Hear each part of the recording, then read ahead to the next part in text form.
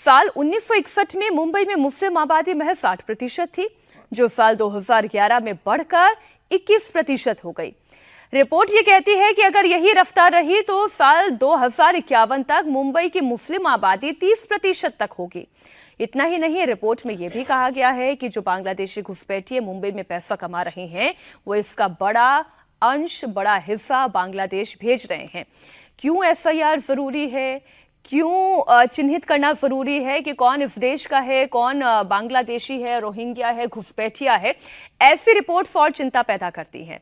लेकिन फिर हो सकता है कि कुछ अजीज खड़े हो जाए कि ये तो मुस्लिमों को टारगेट किया जा रहा है, फिर जामिया जैसे इंस्टीट्यूट क्वेश्चन पैदा कर देंगे कि अट्रॉसिटीज अगेंस्ट माइनॉरिटीज। ये हो सकता है, बिल्कुल हो सकता है। और इस रिपोर्ट को, ये आंख खोलने वाली रिपोर्ट है, लेकिन ये अब इस बात को क्या राजनीतिक जो वहाँ के सत्ता में बैठे लोग हैं वो नहीं जानते हैं, या इसके पहले जो सरकार, भाई पिछले 15 साल तक हम कह सकते हैं कि 15 साल लगातार कांग्रेस और एनसीपी की सरकार थी। उसके पहले 5 साल भाजपा शिवसेना की सरकार थी, फिर 15 साल कांग्रेस और एनसीपी की सरकार रही, और उसके बाद पिछले 11 साल से फिर से बीजेपी की सरकार है। वहाँ बीच में 2-2.5 साल छोड़ दें तो फिर कौन रोक रहा है इसको? किसने रोका बीजेपी शिवसेना की सरकार को कि आप इनको आइडेंटिफाई करिए? ये तो हम ये भी नहीं कह सकते ना कि डेमोग्राफिक स्ट्रक्चर इंटरनल प्रवासन से, इमिग्रेशन से बढ़ रहा है।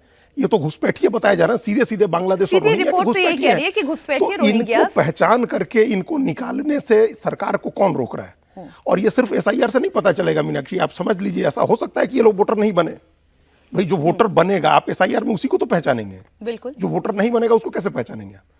उसके लिए तो आपका लोकल एडमिनिस्ट्रेशन है, उसको पहचान करना होगा ना। ये जैसे ये पता चला कि रेमिटेंस से जा रहे हैं बांग्लादेश, तो वो तो प्रॉपर किसी चैनल से जा रहे होंगे ना। आप उस चैनल के जरिए क्यों नहीं पकड़ सकते हैं?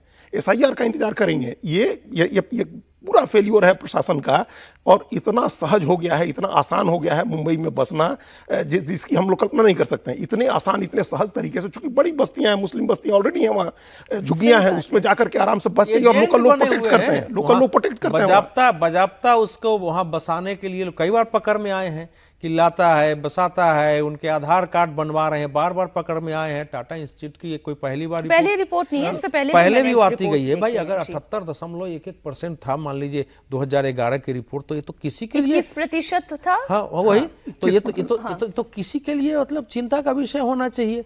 तो ये बार बार कह रहा है कि भाई रेमिटेंस जा रहा है, बार बार ये रिपोर्ट आ रही है। बिल्कुल अजीत जी की बात से सहमत हूं। यह बताता है कि मुंबई के लिए देवेंद्र फडणवीस सरकार को स्पेशल ड्राइव इसको चिन्हित करने के लिए लगाना चाहिए कि ये आबादी, पहले सरकार की भी तो एक रिपोर्ट हो ना कि ये हमारी आबादी वाकई क्यों बढ़ रही है, इसमें विदेशी घुसपैठियों की कितनी भूमिका और हमारे यहाँ कैसे है। क्या दूसरे राज्यों से भी योजनाबद्ध तरीके से, जैसे हिमाचल में कोशिश की गई थी, ये की जा रही है? ये सारे झारखंड में कोशिश इस समय अगर देवेंद्र फडणवीस सरकार की प्रतिबद्धता है कि हमारे देश की सुरक्षा सुनिश्चित रहे यहाँ और आबादी का असंतुलन न हो, तो अभी इस इंडिया टीवी की रिपोर्ट जो हम लोग बात कर रहे हैं उसके बाद एक स्पेशल ड्राइव की वहां घोषणा होनी ही चाहिए। हम लोग वेट भी करेंगे इसके। बिल्कुल ठीक बात।